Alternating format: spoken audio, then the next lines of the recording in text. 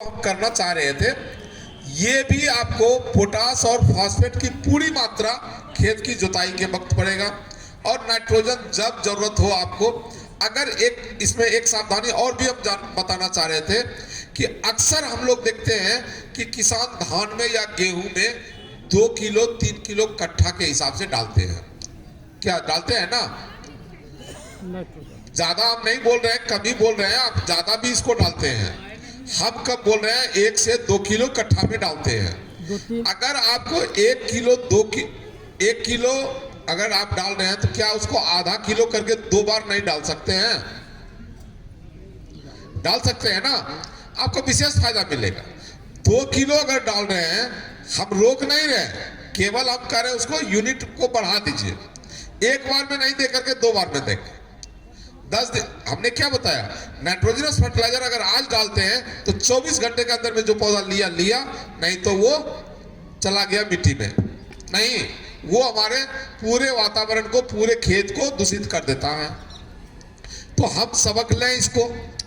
और जो हमने चर्चा किया था आपको खली का, नहीं खली का किया था ना चर्चा, खली भी चूर करके, ऐसे तो सरा करके भी दे सकते हैं, लेकिन चूर करके भी आप खली को खेत में छींट दीजिए जुताई के वक्त। उसके बाद जो भी फसल लगाना है लगाइए। 3 किलो धान में और गेहूं में 5 किलो के हिसाब से 5 किलो प्रति कट्ठा। 1 कट्ठा में 3 किलो धान के लिए और 1 कट्ठा गेहूं के लिए 5 किलो दे सकते हैं। आप कभी भी एक बार 1 कट्ठे में 2 कट्ठे में केवल और केवल आप खली देख करके दीजिए, उसमें कोई खाद नहीं डालिए। ठीक है, आपको अंतर समझ में आ जाएगा कि हमको डीएपी, फास्फेट और पोटास यूज करने की जरूरत नहीं है। अगर खली ही केवल डाल देते हैं तो क्या रुपया कॉस्ट पड़ेगा? 26 रुपया किलो, 30 रुपया, चलिए 150 रुपया कट्ठा में पड़ेगा और आपको कोई खाद नहीं डालनी है। ठीक है, तो आप देख लीजिए इसको भी।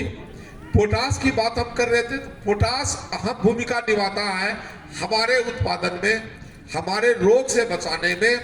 क्योंकि कीड़ा मकोड़ा जो भी लगता है, रोग रोधी, हम लोग कोरोना के टाइम में क्या ले रहे थे?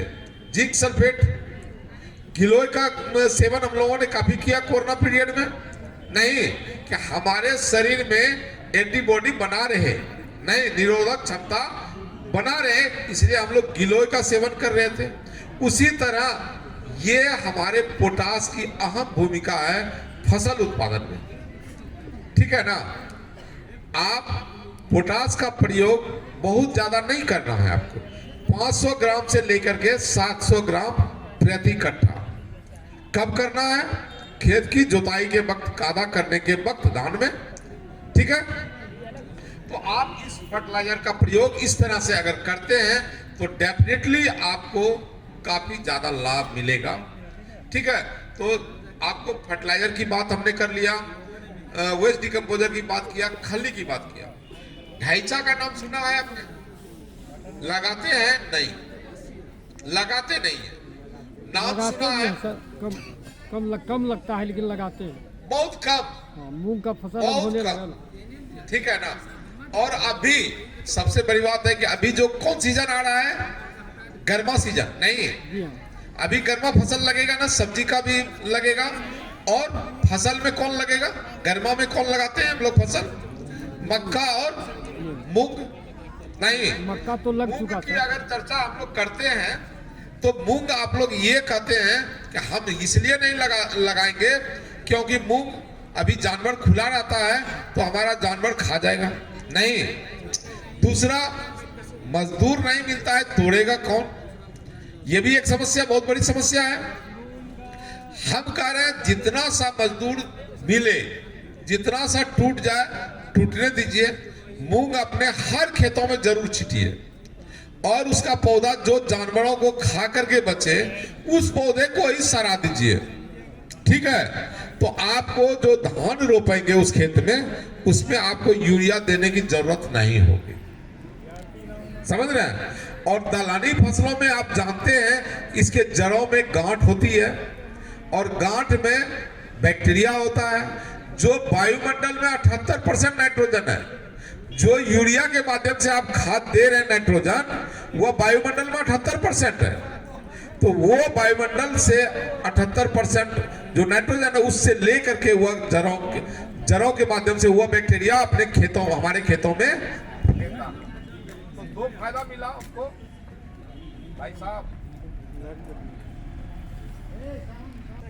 इसको भी अपना सकते हैं और खास करके मूंग का खेती अगर गर्मा में करते हैं तो कभी भी मूंग के हिसाब से नहीं कीजिए, हमेशा कीजिए कि हम खेत के हिसाब से, यानी खेत हमारा मजबूत हो जाएगा।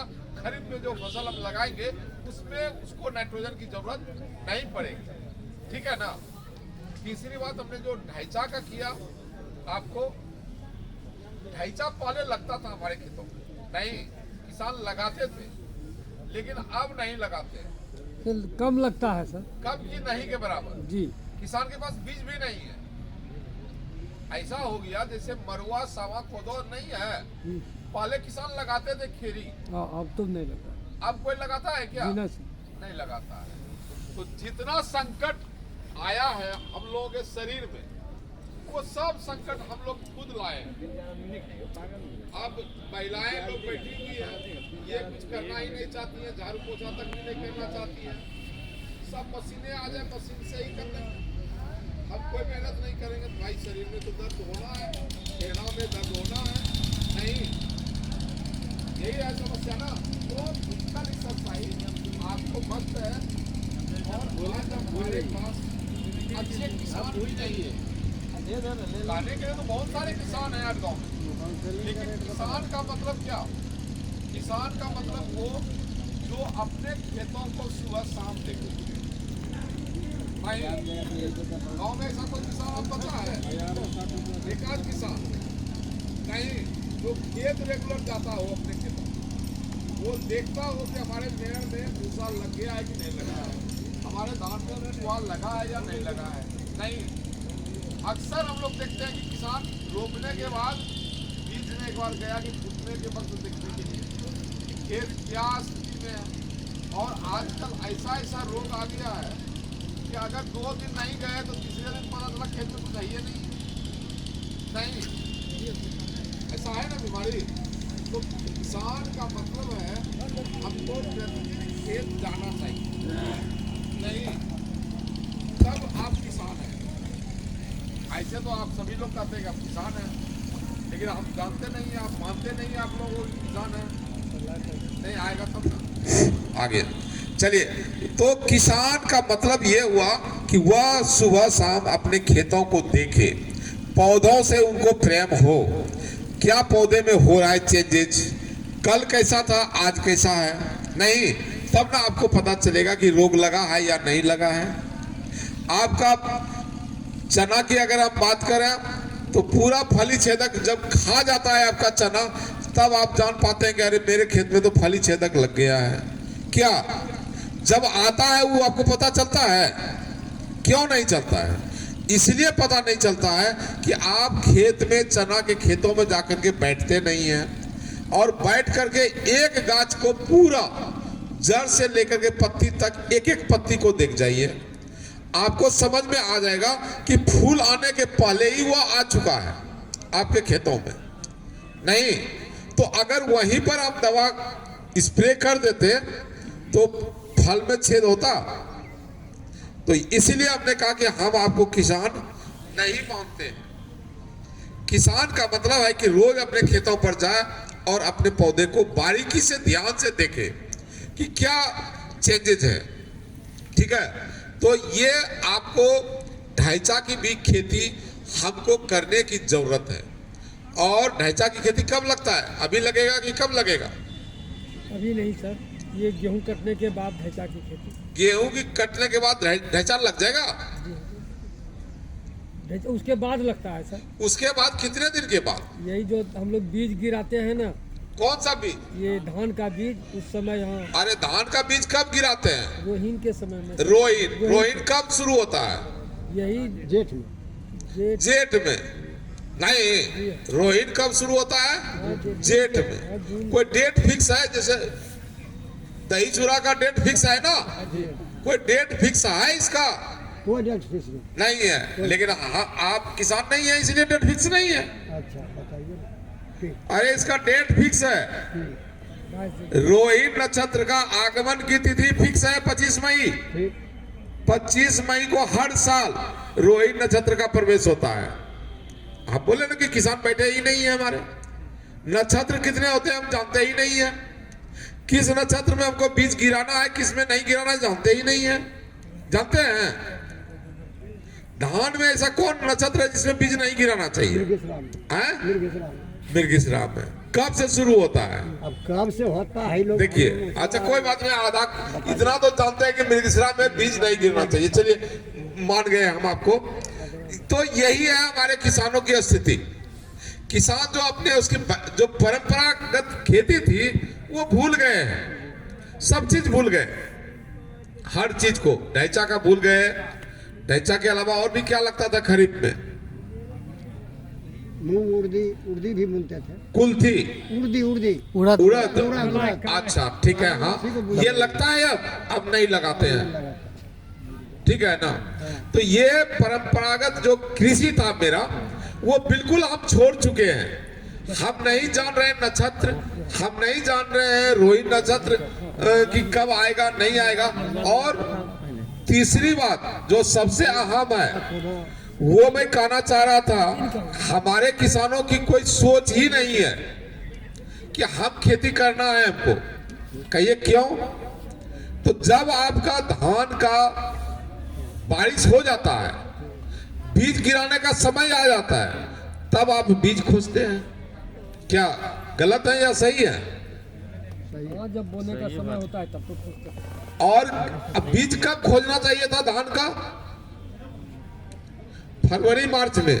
अभी बिहार कृषि विश्वविद्यालय सबौर के द्वारा 18, 19, 20 3 दिन का मेला है सबौर में, ठीक है ना। आपको धान का बीज मिलेगा वहां पर, खरीफ का धान का बीज मिलेगा। और हमको अभी धान का बीज का जरूरत नहीं है, हमारे किसानों को अभी जरूरत नहीं है। जिस दिन खेत में हल जाएगा, हल तो अब है नहीं, ट्रैक्टर है, ट्रैक्टर जाएगा, उस दिन हम सोचेंगे कि धान कौन लगाएंगे। तब हम दौड़ते हैं दुकानदार के पास, और दुकानदार को जो लगता है वह आपको बीज दे देता है बढ़िया का करके। और आपकी भी लाचारी है कि हम ले लेना है हमको, क्योंकि आज गिराना है, बीज तो लेना ही है नहीं। और अगर वह 10 रुपया ये कह करके छोड़ देता है कि आप अपना आदमी इसलिए आपसे 10 रुपया कम में दीजिएगा, तो आपका भी मन प्रसन्न हो जाता है कि मेरा तो अपना आदमी है, 10 रुपया छोड़ दिया। और रसीद आप मांगते ही नहीं है, बीज नहीं जमा तो आप क्लेम नहीं कर सकते हैं। क्या सही है ना? आपको 10 रुपये में वो आपका अपना आदमी हो जाता है, और आपको जो देता है वही पर खुश हो जाते हैं। न पैकेट देखना कि ये पिछले साल का बीज तो कहीं नहीं दे रहा है, एक्सपायरी तो नहीं दे रहा, इसको भी हमको देखने का जरूरत नहीं पड़ता है। नहीं तो 10 रुपये में हमारे किसान किसानी को भूल जाते हैं, और जो है वह मोह माया में फंस जाते हैं। तो धान का बीज जो है वह हमको फरवरी मार्च में, अभी कैलेंडर, अभी आप क्या कर रहे हैं? अभी आप बैठे हुए हैं ऑलमोस्ट, खेत में तो कोई ऑपरेशन नहीं हो रहा है। जी नहीं सर। अब 15 दिन के बाद आपका मसूर उखड़ना शुरू हो जाएगा, नहीं खेसारी उखड़ना शुरू हो जाएगा, तब तो आप बिजी हो जाएंगे। नहीं, हम लोग के देहात से हैं सर। हाँ, तारापुर के तरफ से भी खेसारी मसूर तो हम लोग बॉग ही किए हैं 15 दिन 1 महीना पहले। उखड़ेगा कब? ये कहा जाए कि मार्च के बाद ही, अप्रैल में, मार्च लास्ट में, हाँ मार्च में। देखिए हम जो है ना अमेरिका से नहीं आए, हमारा घर भी आपके बगल अगल में है। शंभूगंज ब्लॉक कितना दूर है आपसे? बगल में है कि दूर में है? एकदम बगल में है। बगल में है। अब बताइए, मेरा घर शंभूगंज है, तो हम आपको नहीं जानते हैं, सो बात तो नहीं है। और दूसरी तीसरी बात, असरगंज से हम लोग हैं। हम समझ रहे हैं भाई, असरगंज का हम लोगों का कभी हाट हुआ करता था, ठीक है, परड़िया गांव है, और हम लोग बैलगाड़ी से आया करते थे हाट के लिए, और 1 सप्ताह 10 दिन का जो है हाट से खरीद करके ले जाते थे, सब्जी से लेकर के सारा चीज, ठीक है ना। और हम एक किसान परिवार से होने के नाते कृषि का मेरा पूरा अनुभव है, ठीक है। जो इतनी बातें मैं कर रहा हूँ, ऐसा नहीं है कि ये सारी चीजें किताब में मिलती है, ठीक है ना। अनुभव है मेरा अपना। तो आपका मैंने अभी कहा खेसारी उखड़ेगा, इसका मतलब है कि 10 दिन में नहीं उखड़ रहा है, लेकिन अगर पछुआ हवा झोंक देगा तो आपके फरवरी के लास्ट में खेसारी उखड़ना शुरू हो जाएगा। क्या नहीं होगा? अप्रैल कभी जाता है, अप्रैल में तो हम दौड़ी करने लगते हैं। क्या वही तो बोले मार्च। हाँ बिल्कुल बिल्कुल, फरवरी के लास्ट में और मार्च के तक में सारा फसल उखड़ जाता है, गेहूं से लेकर के हर फसल, ठीक है ना। तो हमको अभी खरीफ फसल का बीज की तैयारी करनी चाहिए, बना लेना चाहिए कि हमको अगर 5 बीघा खेत है तो 1 बीघा में हम कतरनी लगाना चाहते हैं, 1 बीघा में हम मंसूरी लगाना चाहते हैं, 1 बीघा में हम हाइब्रिड लगाना चाहते हैं। नहीं, ये आपका खाका तैयार होना चाहिए, लेकिन हमारे कोई किसान नहीं करते हैं ऐसा, ठीक है ना। यही कारण है कि किसान को हमेशा घाटा तो नहीं होता है, वर्ड तो वो घाटा ही बोलते हैं। खेती में कभी फायदा बोले हैं आज तक? अच्छा, फायदा क्या होता नहीं, अच्छा खेती में बोले हैं फायदा? इतना खर्च हम लोग अभी कर रहे हैं। नहीं, हम आपके बातों पर आएंगे, ठीक है। खेती में घाटा नहीं है, बहुत ज्यादा फायदा नहीं है, ये मेरा कहना है। मैं आपको इस बात पर लाऊंगा। अगर खेती में घाटा होता तो हम तो खेत बेच दिए होते। तो हर आज से खेती नहीं हो रही है ना भाई, सदियों से हो रही है। अगर सदियों से घाटा हो रहा है तो खेत रखने का क्या मतलब? वैसे गाय को रखने से क्या मतलब जो दूध नहीं दे, हटा देंगे ना उसको? नहीं, लेकिन खेत अगर हम आपको बोलेंगे बेच दीजिए, हमको दे दीजिए, तो आप दीजिएगा? कहिएगा ना, खेत नहीं देंगे, हम ही कर लेंगे। लेकिन नफा शब्द कभी नहीं बोलिएगा। ये भाषा हो गया किसानों का बोलने का, लेकिन किसान उसी से कर रहे हैं। कृषक जो है शादी ब्याह से लेकर के पूरा फंक्शन उसी खेती से कर रहे हैं। जितना खर्च हो रहा है उसके नहीं, खर्च हो रहा है, डेफिनेटली खर्च मैं मानता हूं,